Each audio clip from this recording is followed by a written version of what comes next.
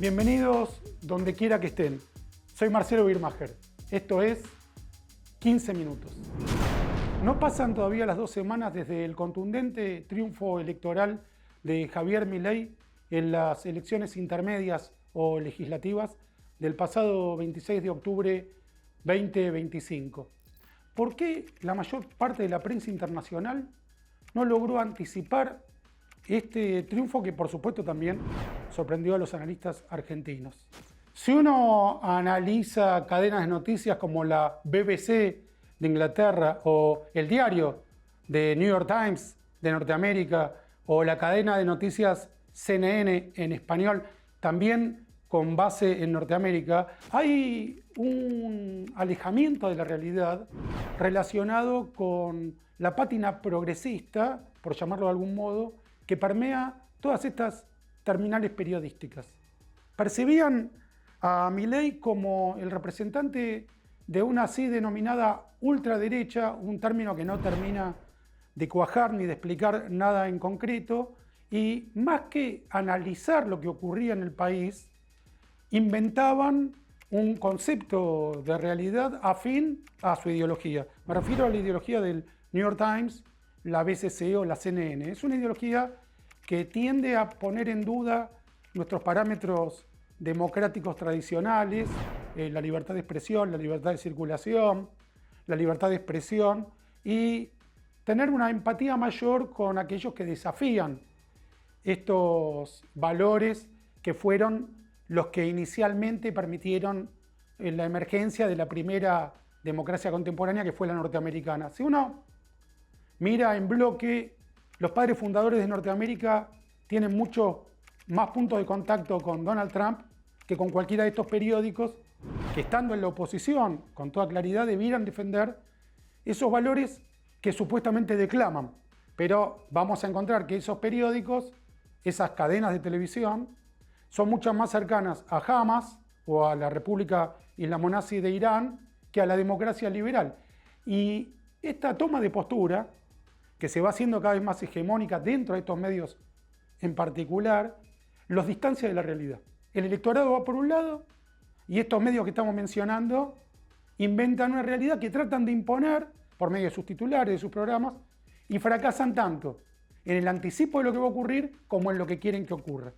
El otro detalle a tener muy en cuenta es que las encuestas, las supuestas encuestas de opinión, de recapitulación o recopilación del decir, del pensar de la opinión pública, son una superstición, son una entelequia. Las encuestas no representan nada excepto una estafa, porque no hay una sola encuesta en la Argentina que se haya ni siquiera acercado a los resultados que efectivamente se expusieron cuando salieron a la luz los guarismos. Lo mismo pasó con la elección de Trump contra su opositor demócrata en la primera victoria de Trump, e incluso con la segunda victoria de Trump contra Kamala Harris. Las encuestas ocultaban la proporción de la ventaja que le llevaba a Trump a la candidata demócrata. Ahí también hay un contubernio entre las grandes agencias de noticias que acabamos de mencionar, periódicos como The New York Times, y los, entre comillas, encuestadores, que también, más que reflejar una realidad, la inventan. Y seguimos atendiendo a las encuestas como si tuvieran algún tipo de comprobación científica. Sería como considerar la realidad según si pasó un gato negro, o quién saca la hierba más alta, o hacer algún tipo de esoterismo de adivinación. Las encuestas en la actualidad tienen el mismo rigor epistemológico que la superstición. ¿Cuál fue el rol de Norteamérica en el triunfo electoral de Javier Milei el pasado 26 de octubre 2025 en la República Argentina, elecciones intermedias o legislativas en todo el país? Es la alianza virtuosa de mutua conveniencia entre dos de los principales líderes del mundo en la actualidad.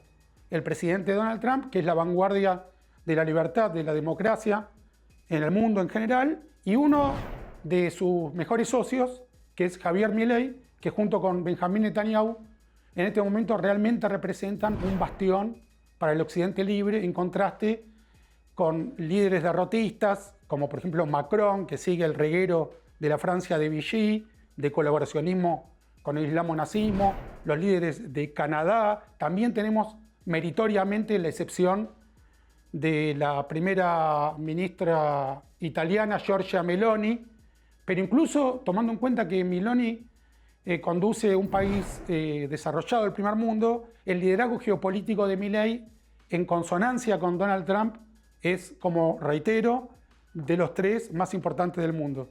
Donald Trump, Benjamín Netanyahu y Javier Milei. Benjamín Netanyahu, el primer ministro del Estado de Israel. El rol de apoyo de Norteamérica fue el apoyo hacia el mundo libre, como esta potencia lo ha demostrado por lo menos desde el fin de la Segunda Guerra Mundial, protegiendo al mundo libre en primer lugar de la amenaza nazi y luego de la amenaza islamo-nazi, que sigue hasta ahora. En el intermedio, me lo estaba salteando, también protegió al mundo libre contra la amenaza comunista y todavía hoy sigue siendo el frontón de seguridad contra la amenaza de Putin, por ejemplo, en la alianza entre Zelensky y Donald Trump. No podría supervivir el esfuerzo militar ucraniano sin el apoyo de Norteamérica. De modo que ninguna democracia liberal contemporánea podría sobrevivir sin el apoyo norteamericano, tanto de seguridad como financiero. En algunos países esta necesidad es más acuciante que en otros, pero en todos es imprescindible. El kirchnerismo, que es la variante del chavismo y del islamo-nazismo en Argentina, el kirchnerismo está aliado con la República Islamo-Nazi de Irán, le garantizó la impunidad respecto de los crímenes que cometió el islamo-nazismo iraní contra la Embajada de Israel en Argentina en el 92 y contra la AMIA en el 94, propuso que esta contienda electoral era idéntica a la de Braden-Perón del año 46. Braden era el representante norteamericano en Argentina del año 46 y Perón, el ex integrante de una junta militar que había dado un golpe, conculcado el poder violentamente en el año 46, luego de haber sido vicepresidente y ministro de Trabajo, se presentaba como candidato a presidente. Por primera vez, en vez de conculcar el poder, proponía elecciones democráticas, participaba de las mismas. Ganó Perón contra Braden. El kirchnerismo dijo: les vamos a ganar a los defensores de la democracia, a los defensores de la democracia liberal, porque nosotros representamos a aquel Perón y ustedes representan a este Braden.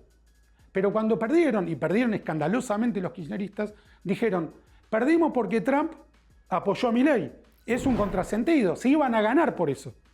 Plantearon un argumento que no funcionó y en vez de decir nos equivocamos con el análisis primigenio, lo dieron vuelta como si nunca lo hubieran dicho. Este tipo de entelequias teóricas, de falta de respeto por la lógica, por la realidad, de nunca hacer inside, de nunca decir no, hice mal en análisis, ahora, y empezar de nuevo como corresponde según la lógica aristotélica, es propio de cadenas de noticias como la BBC, como diarios como el New York Times, como la CNN, incluso como The Economist, que han entrado en conflicto con la lógica directamente y el kirchnerismo se ve favorecido por las coberturas de estos medios mencionados y a su vez la usufructa en los momentos álgidos.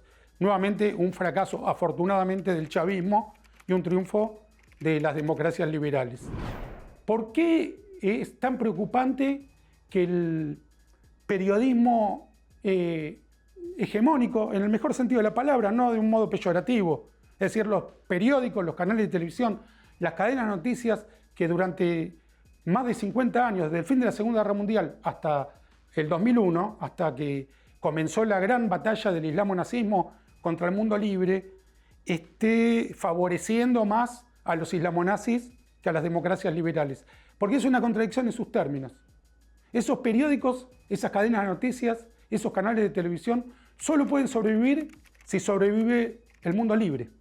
Y si están defendiendo a sus verdugos, nos vamos a ver derrotados todos nosotros. Tanto los periódicos, cadenas de noticias, canales de televisión autodestructivos, que tienen una lógica de buscar una justicia absoluta que se termina convirtiendo en aceptarle cualquier cosa a los islamonazis y no aceptarle nada a las democracias liberales, como el resto de los ciudadanos que por medio de nuestro voto estamos demostrando en las grandes democracias del mundo que queremos vivir en paz y libertad, que preferimos a un Donald Trump que enfrenta de modo contundente la amenaza islamonazi antes que una Kamala Harris que es cómplice de la amenaza islamonazi, que preferimos a un Javier Milei que con todas sus falencias y errores está a favor del mundo libre, que a una Cristina Kirchner, a un Axel Kicillof, que son cómplices de los iraníes islamonazis.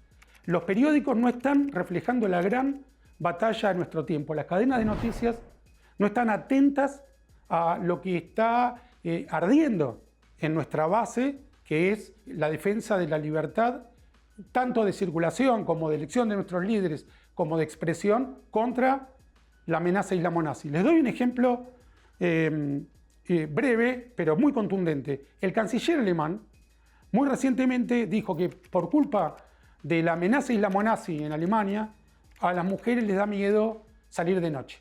Hubo, desde hace por lo menos 2 décadas, distintos, los llamaría yo, pogroms de falsos inmigrantes, invasores islamonazis, que asolan Europa, que salieron a perseguir mujeres alemanas en el horario nocturno, en distintas ciudades de Alemania, además de los múltiples atentados de cuchillo, de bombas, de autos que atropellan a civiles indefensos. También hubo abuso de islamonazis contra mujeres alemanas a lo largo de décadas. Cuando el canciller se atrevió a mencionar esto como un problema grave en Alemania, los periódicos masivamente, hegemónicamente, salieron a atacar al canciller, en vez de poner el acento en cómo impiden que los islamonazis sigan abusando de las mujeres alemanas. Si hubiera sido cualquier otro el agresor, si hubiera sido integrante del gobierno, la condena hubiera sido con todo mérito, por supuesto así debe ser. La condena hubiera sido indubitable, hubiera sido indiscutible. Todos los periódicos, como el canciller de Alemania señala el peligro islamonazi, entonces en vez de enfrentar el peligro, se ponen en contra del canciller. Para terminar y ejemplificar todavía más esta tendencia, 2 casos muy presentes. Uno, en Holanda existió un candidato a primer ministro, un partido que luchaba por la primera magistratura y que tuvo bastante éxito en las elecciones parlamentarias, que también se enfrentaba a la amenaza islamonazi, recordando casos como el de cineasta Van Gogh, que fue asesinado por islamonazis en Holanda por ser gay y por escribir y filmar una pequeña película sobre una mujer que pretendía escapar del islamonazismo. Todo en Holanda. Lo asesinaron por eso. El partido que denuncia esta tendencia, este crimen, es acusado de ultraderecha. El que defiende la libertad, el que protege a los gays, el que protege a los que piensan distinto, el que protege a las mujeres que quieren escapar del islamonazismo, es acusado de ultraderecha. Lo pueden ver en cualquier periódico, en cualquier agencia de noticias o canal del mundo libre. En el mundo islamonazi no hay ni canales, ni diarios, ni agencias de noticias que tengan una mínima voz independiente. Y por último, el caso de Lula en Brasil. Lula se vio obligado a enfrentar al narcotráfico que ya ponía en peligro su poder. Lula es un aliado también de los iraníes islamonazis, pero la prensa globalmente salió a defender a Lula en esta guerra directamente que libró Lula contra la propia gente de las favelas del Brasil, aparentemente la mayoría de ellos efectivamente narcoterroristas criminales. Pero si hubiera sido Bolsonaro el que hubiera librado esta guerra, lo hubieran acusado de reaccionario, de criminal, etc. De hecho, Bolsonaro fue acusado de genocida por permitir que la gente salga a trabajar durante la pandemia. Lula es celebrado como un héroe, ya hay más de 1000 muertos en Brasil en esta guerra, está bien, enfrentar el delito, pero Bolsonaro, que está preso, es acusado de genocida por haber permitido durante la pandemia lo más normal y lógico del mundo, que es que la gente pudiera trabajar. Este distanciamiento de la realidad es lo que más nos preocupa a los buscadores de la verdad y los defensores de la libertad en este noviembre de 2025. Gracias por habernos acompañado. Hasta la próxima emisión. Soy Marcelo Birmacher. Esto es 15 Minutos.